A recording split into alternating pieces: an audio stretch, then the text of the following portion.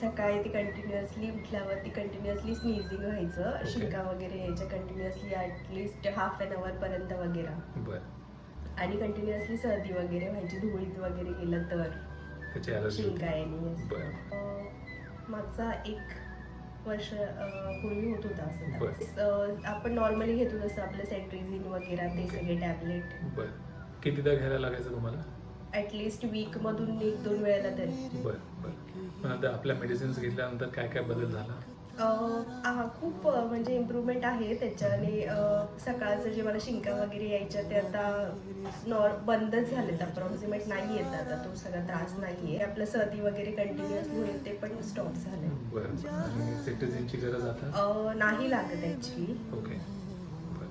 So overall आता 1 वर्षाचा gap पडला होता, त्याच्यात काही प्रॉब्लेम नव्हता झाला? नाही.